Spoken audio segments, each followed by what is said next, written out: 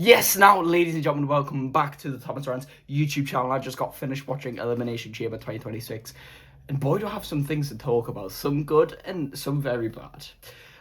Where do we even start? I think we should just start where it opened, right, with the Women's Elimination Chamber. Let's talk about the bad. Okay, the bad. Okay, my prediction was that Raquel Rodriguez would win. I think not only did she make the most sense, I felt like she was the only person that made sense. I thought Tiffany versus Jade did not make sense. We've already seen that twice at SummerSlam, at Saturday Night's Main Event, a bunch of times on SmackDown. That would be no hype for WrestleMania.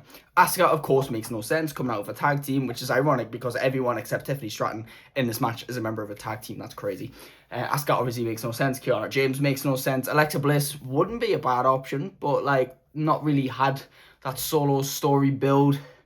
Rhea, I suppose, in a match where it kind of could make sense, but at the same time, we don't need to say it. We've seen Rhea win a Rumble. We've seen her been in the main event of WrestleMania for so many, when I say main event, like title matches, big matches at Mania for so many years. And with the fact that they've just lost the tag team titles, it seemed very obvious. And I thought maybe her and Io could do an interesting thing. And Raquel just made so much sense, especially with being with Liv, going to SmackDown, having face-offs with Jade Cargill, Raquel being so close to winning the Women's World Championship and people starting to believe in them, the Judgment Day is starting to kind of show cracks. It made so much fucking sense. And they just had to do their typical thing of, oh, well, let's just go with the easy option and pick Rhea Ripley.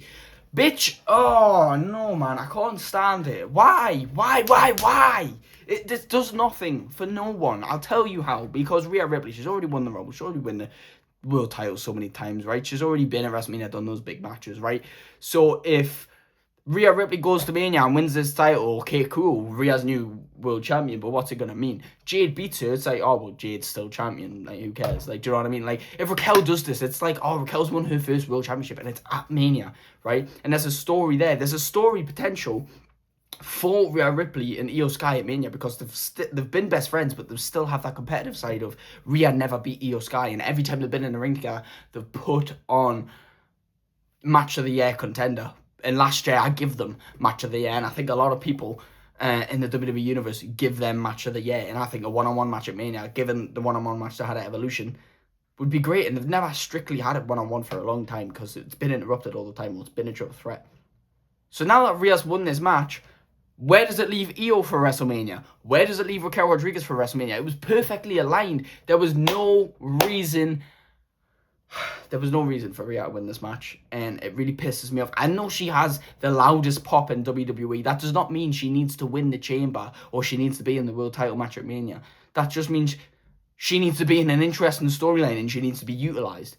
This was their way to utilize Raquel Rodriguez. This would have been an interesting dynamic for Raquel and Jade, but no. Rhea Ripley's a safe option. Go with it. Fuck you, because you know what? Losing those tag team titles, I thought was rogue. I thought, well, why wouldn't you lose them at Mania? Especially when you've got a team like Rhea and Io, which should be unstoppable, and they only won them a month ago. And I thought the Bella Twins were going to lose them. And I thought, oh, well, maybe that means Rhea's going to win the Chamber. Or maybe you wanted us to think that. And that would have been a smart play, wanting us to think that, and then have Raquel still win, beating the odds and finally getting a chance to be a world champion. But no, now it just looks like awfully forced. Now it looks ridiculously forced that the Irresistible Forces won the tag team titles the night before Rhea wins the Chamber. Fuck off. She can win the Chamber and be a tag team champion as well. This is what I don't like. Like, they're still solo superstars who came together to be a tag team champion. She can win the Chamber as a tag team champion, then lose the tag team titles later down the line, either before or after her WrestleMania match. Right, because let's be honest, you're not going to fit all the title matches on Mania. So if you don't have a title match for the women's tag team titles at Mania, it's not the end of the world. I mean, how many titles have you not given a match at Mania and you've given some pointless fucking match to Logan Paul? Do you know what I mean? So this, in my opinion, the wrong decision, right? It's just objectively wrong. I think if people are happy with this decision, it's just because they like Rhea Ripley. It's not good for the story whatsoever. And I'm not one to criticize WWE. I hate the people who come along who've come back to WWE since the Renaissance era when, you know, Cody versus Roman, and like seen the peak of WWE in the last 20 years, who haven't been a fan since they were kids in like the 90s, or they've just never liked it in general. They come along and then they think they know everything about WWE and then want to criticize everything. I'm not one of those people, right? I back WWE all the way, and I know things are long term and I'm not a negative person, but this, it draws the fucking line for me. It draws the fucking line, because like I'm sick of them fumbling good decisions. Because the match was good. And it's like with the Women's Rumble, the match was good. Unfortunately, we weren't let down with the Rumble, right? With the Women's Rumble anyway. But the result was just disappointing, man. It's such a shame. It's genuinely because I believed Raquel could have won, you know. I genuinely believed it. Pissed me off. And they just had to do the typical thing of putting it down to Tiffany Stratton and Rhea Ripley because they're the two biggest in the star-wise in the ring. Like, fuck off. Just respectfully, fuck off. I can't be arsed. Like, no. And then the next match, this is where the anger got even more because we had Becky, AJ Lee for the Women's Intercontinental title. Now, yes, they've had a killer of a feud, right? Building up. And you'd think it would culminate at WrestleMania, and it probably still is. I'm like, okay, I know you're in Chicago, and I know you might be tempted to have AJ win this Intercontinental title here, but hear me out. Let's have Becky win with some shenanigans, right? And then run it back at Mania, because you're going to run it back at Mania anyway. Have AJ Lee win it at Mania. It'll mean more winning it at Mania than it will at Elimination Chamber. I know she's from Chicago. It's not the point. Do it at Mania. It means more. But no, they had to do it at Chamber, didn't they? Right? And the problem with this match is it wasn't a good match, right? And that's no one's fault, because AJ Lee has been out the ring for years. This is ring rust. Being in a mixed tag team match at WrestlePalooza and being in War Games is not getting the ring rust off. She's got so many other people to bounce off. This is a one-on-one match. She's not been in that condition since what, 2014? Like 12 years? Some shit like that. Like, there was ring rust there, and that match wasn't good, unfortunately, right? It just wasn't. So to have the title change like that, it's just frustrating, man. Like, have it retain, you know? Have Becky retain, then you can do it at Mania, and then AJ can have more practice, and we'll have a good killer match at Mania where AJ finally wins the title. Like, she's already got it over on Becky in War Games and in the mixed tag team match. Does she need to win their first one-on-one match? No, give Becky something. Do you know what I mean? She's supposed to be the woman who's been running the shit since AJ's been gone. And she's supposed to be one of the best in the company and the actual champion. And you just make her look pathetic when you put her in a ring against a ring-rusted 4'0" AJ Lee. Like, what the fuck? It makes no sense. There's no storytelling. WWE are just going off of cheap pops and fucking... Oh... They're just going for all the easy options. Like, oh, people like AJ Lee. Let's just have AJ Lee do everything. Like, no. You don't need Rhea to win the Chamber. You don't need AJ Lee to just batter Becky Lynch as if she's nothing. What are we doing? Like, it's silly. Because they're going to run it back at Mania, right? And you're telling me Becky's going to take back the title? No, that'll be fucking shit. So AJ's obviously going to win again at Mania. So then what was the point in winning the Chamber? Because now at Mania, we can just expect AJ to win again. It makes zero sense, right? And when we're talking about expecting to win, let's talk about the CM Punk Finn Balor match. Incredible match. Great match. Happy for Finn Balor that he's finally getting his world title shine. And the crowd was great, right? And I've got to give respect to the crowd for how loud they were. And yes, obviously they were very loud for CM Punk. I'm not the biggest CM Punk fan. I'm not necessarily a hater. I just disagree with a lot of the credit and a lot of the stuff CM Punk gets. But it's, you know, it's wrestling. You're not gonna like some people, right? And I don't even hate him. As an in-ring performer, he's fantastic, right? And the match was great. And it was great to see Finn Balor get the opportunity. But what ruins it is, like, knowing that CM Punk is gonna retain. And I'm not mad with CM Punk retaining, because obviously we have a great WrestleMania match coming up with Roman Reigns, and Finn Balor wouldn't make the same amount of sense. So it's fine. Just, it obviously does let it down, making it that obvious that CM Punk's got to retain. That kind of felt like, you know, when you've got the WrestleMania match locked in, you might as well not defend the title, because we know you're not losing it. Do you know what I mean? So yeah, but it was a good match besides that. And CM Punk had a bit of a cool entrance. I kind of was expecting this Fire Burns, but I'm hoping he's just saving that for WrestleMania. Yeah. Cold walkout though. That crowd was insane. And talking about that crowd being insane, by the way, right? When we finally reveal what this mystery box was, which at this point, you know, having CM Punk obvious win and then a letdown with AJ Lee and Rhea Ripley, I'm thinking I'm now most excited for this box, because I'm just expecting Cody Rhodes to win the Chamber, you know, and just WWE go with the easy option again. So I'm excited what this box is, because I'm thinking maybe this could be something big. And I don't know why my mind just had something AEW related. I thought, imagine like WWE did an AEW collab and we had like WWE versus AEW. Like, imagine that would be cool. And then they, you know, Nick Aldis and Adam Pearce wedged this box open and there's a coffin in there. And then my mind's racing. I'm going, okay, a coffin. Undertaker? No, he's well past his prime. He's not going to do that again. Maybe it's AJ Styles or John Cena, who both recently just retired, going, I'm going to do one last match at Mania. No, they open up the box, lights go out, some music hits, there's a small pop, and out comes Danhausen. Now, I haven't watched AEW for a long time, and I've just recently started watching some recent stuff, but obviously I know who Danhausen is, and I'm not too familiar with the ins and outs of it, but I know who he is. And I've just got to say, right, love him or hate him, all right? I don't know how good he is in the ring. I know he's good as a character because he was beloved at one point, but we had a good crowd that night, right? And we know we did because we heard the noise that we had when Rhea Ripley came out, when CM Punk came out, when Trick Williams came. We know the noise that we're capable of. That just flat reaction for Danhausen is disrespectful. If I've just come over from a rival company to WWE, been like, okay, this is going to be groundbreaking, and we've made a mystery about it, and then I come out and there's just no reaction, and then when he comes in the ring, lights go out and he leaves, it's just a big boo. It's just like, what the fuck?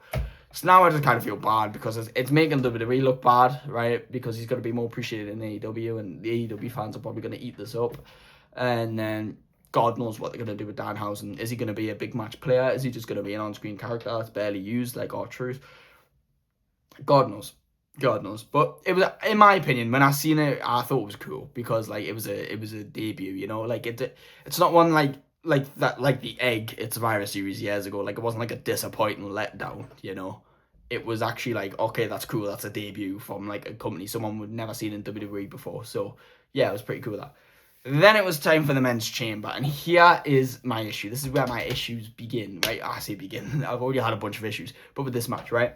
These entrances were very long, and I don't care. Like, everyone should eat up their entrance. Trick Williams' entrance was sick. The crowd was on it. LA Knight's was sick. Logan Paul got all the boos. Javon's was cool. Randy's was cool. Everyone's was cool, right? But I swear to God, these entrances were like 20 minutes, right? And then I look at the time left on the show, and I'm like, 28 minutes. This match, an Elimination Chamber match, was 25 minutes long. This is what's wrong with WWE at the moment, right? Is that when we release things like Unreal and we're going backstage and we're seeing how things are done, people are like, oh, you've got to ruin wrestling, you know, you've got to respect wrestling and respect the foundations it was built on and the traditions that we go by of secrecy and all this. Then respect the traditions and the foundations of the wrestling, yeah? Because my major issues here is when we're having major matches like War Games and Royal Rumble and Elimination Chamber, we're worried about the cheap crowd pops that mean nothing but those 5 seconds, like the yeeting and the Rumble, like the fucking, like the yeeting and the War Games. And all these matches are so short, they're so fast-paced and not just calculated and doing things at the right time, that it's causing botches, it's causing lesser quality matches. It's bullshit, right? Like, one move happens and then someone's right there immediately with another move. Like, Elimination Chamber matches used to be 45 minutes long, and Royal Rumbles used to be over an hour. The recent Royal Rumble was about 45 minutes to 50 minutes, and this was 25 minutes of a chamber. Are you joking? Those 5-minute counts were absolutely fast. And don't tell me they weren't, because they were. The first one, yeah, was legitimate, but then after that, how many times did they actually put the timer on the screen? Like, let's be honest. They were quick, right? And from the second the first person got eliminated, out they all went. Just immediately. Like, everything's getting rushed. And there was a lot of spots, particularly in Becky and AJ, but you can excuse that because of ring rust. A bit in the women's chamber, but a lot in the men's chamber. There was a lot of botches. And not like major ones, but there was a major one. LA Knight, poor guy. Cause I was rooting for him to win. Right? I was rooting for him to win. But when he jumped up backwards onto that top rope and he slipped right off and it just killed the momentum, the crowd literally went, oh, and then it just, everything died. You heard the air leave the stadium. It was just ridiculous. It's because we're rushing things. We're too busy about get that moment. Like, the moments are going to come. They're going to happen anyways, right? If this match is going to be 25 minutes when they used to be like 45 minutes, you've got a whole extra 20 minutes there. You can slow things down, still get your spots in, and maybe have time for more. But no, we all have to rush everything, and that causes botches, and that ruins the quality of it for me. Like, can we just, for once, like, I know Logan Paul, from being a YouTuber, doing all these cool flips is cool and that, right? But, like, slow it the fuck down. This is still wrestling, man, for fuck's sake. And I did say, right, in my predictions, it's very obvious that Cody Rhodes was going to win, right? I felt like it's way too obvious. I don't want it to happen, but it's going to happen because WWE or WWE, and they're just going to chuck every accolade they can at Cody Rhodes. The second he doesn't have a WWE title, he's winning the Rumbles, he's winning the King of the Ring, and now he's just going to win the Chamber because it's another one he hasn't done, because they're not going to have Trick or Javon win. It's way too early for them. I can respect that. That's fine. I'm pretty sure they were going to put Braun in there, but then he got injured. Bronson was going to be in there, and then he got injured, so Logan's in there. He's not going to win, though, is he? And I just felt like they were never going to have Randy win because they've not really done... I mean, obviously, Randy's been in the main event picture, but he's never been pushed for the title, especially at Mania, in the last recent years. But I was kind of just rooting for LA Knight. So I made a prediction for LA Knight simply because I didn't want Cody to win, because it's just the easy option. And I felt like LA Knight, everyone's been begging for him to push him. They've never put the Money in the Bank contract on him. They've never put the world title on him. And he's back, and there's like a big empty spot because a lot of the division's going out, and he's been feuding with the division for a long time, and I feel like his time is going to come. And I felt like, you know what, maybe if he turned around, won the Chamber, feuded with Drew McIntyre, which is a feud that absolutely would work because there's beef there, do you know what I mean? There's history as well. Chuck him over on SmackDown. He's always historically done better on SmackDown anyway. I felt like that would make a whole lot of sense. I felt like LA Knight would be a sneak winner.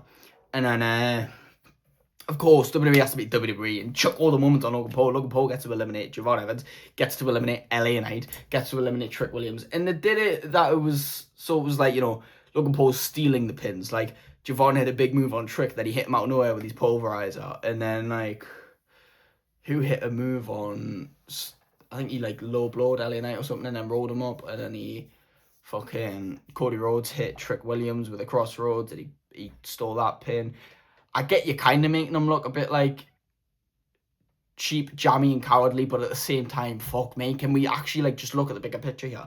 We have WWE at the best it's ever been, the most stars we've ever had, right? The most hype we've ever had, and they're having Logan Paul get all the pins. Make it make sense. Like, oh, when LA Knight was gone, I actually kicked off, man. I genuinely, I was lying on that bed right there, kicking off, because I'm like, this is ridiculous. This is, you can see the state my blanket is in. It's ridiculous. It's a joke. Why the fuck is LA Knight gone? Because he's who I want to win. I'm like, great, they're going to go with the easy option again. Cody Rhodes, right? But the second Javon was gone, out went Trick, out went LA Knight, right? And when Trick was lying there, you know, with the door wide open, one masked man tried to climb up the side, because it makes sense. WWE officials dragged him down, tried to pull him out. Here comes Adam Pearce to rip the mask off. It's another decoy. It's another fake. And then door's still open. And then the actual one gets in while all the officials are distracted. Hits Logan Paul with the stomp and gets Logan Paul eliminated. Pulls the mask off himself. Oh, and this is where it gets good. Seth freaking Rollins is back, baby. Come on. And it would be so much more poetic if it was Bronson or Braun in there, because that would mean we'd be getting Seth and Bronson or Seth and Braun at Mania. But unfortunately, it's Logan Paul. I do not want to see Logan Paul, Seth Rollins at WrestleMania. We've already seen it. Been there, done that. I don't want to say it. If either Bronson or Braun, I think more likely Braun, is back. Maybe. I don't know how serious is a hernia. Do you know what I mean? Like, we know, like, Bronson's had a torn bicep and just had surgery, but how quick can Braun get back, right? If we can, that would be great. That was amazing, obviously, to see Seth come back. Get Logan out there, because the crowd, I respect that Chicago crowd, because they were chanting, fuck you, Logan, the whole time, and I think they meant every single word of it. So thank you. And then it came down to Cody and Randy, and I'm like, great, here we go. We're going to have the stare off where we're going to feel like we're getting teased for the Randy-Cody feud, and then Cody's going to come out and win, and we're never going to get it. And then out came Drew McIntyre with the title. Hits Cody with the title, because as we know, he cost Jacob, you know, he cost Sammy. So he's going to cost Cody. Randy might win. But obviously, and then he was attacking Cody, and I'm like, oh, here comes Randy to help. I was screaming at Randy. I was like, please, stay out the way. Stay out the way, because if you get involved, then Cody's going to capitalise like he did with Sami Zayn, and he's going to win. Did he stay out the way? No. And he did help, and he hit Drew with an RKO, who then fell into a crossroads, and I'm like, oh my god, there's an opening. Cody hit the crossroads. I'm like, please, heel turn, RKO out of nowhere, please, and he fucking did it. I wouldn't say heel turn, but RKO out of nowhere, and Randy gets a win. And I said, go back to my prediction video, because I could have sworn I said this. I said, I'd love for Randy to win, I just don't see it happening. I feel like the obvious option is Cody Rhodes, But I'm going to say LA Knight because I feel like he's a potential, and I feel like that would be the better option than Cody Rhodes. But deep down in my heart, I wanted Randy Orton. So this, for me, made up for the fact that LA Knight got eliminated, because I've never had such a good reaction to a wrestling moment. Like, I watched John Cena turn heel with no spoilers, but I've never had such a good reaction because I expected the worst, and I got potentially the best, because with all the we've got a Seth return, we've got a Randy win. Like, Randy won big. Randy's going to Mania face Drew for the title. Oh. And I always said I felt like it's going to be a multi-man match anyway. I feel like we're going to have Drew, Randy, Cody, Jacob, Sammy. I feel like they're all going to challenge for the WWE title at Mania. We're going to get a big match. But even if it is just Randy and Drew, the guys can cook. Just let them. Just do it. I'm here for it, please. I'm ready for another Randy World title reign. I'm ready for Randy Orton to be taken seriously. Turn heel. Have a feud with Cody Rhodes, please. That saved the event for me, like, genuinely. Because a Rhea Ripley win, that awful match between AJ and Becky, and then AJ getting the win. The awful crowd reaction to Danhausen. Logan Paul getting all the moments and LA Knight getting eliminated. The obvious of just Finn Balor losing the match. Which, honestly, I can't really say anything bad about that match by the fact that Finn Balor was never going to win. That genuinely saved the whole night for me. So, I don't know. I was fully prepared to start making this video and call out WWE and have, like, bullshit on the thumbnail and everything. But this saved it for me. But that's my opinion. Let me know what you thought in the comments below. Please like and subscribe, and I will see you in the next one. Goodbye.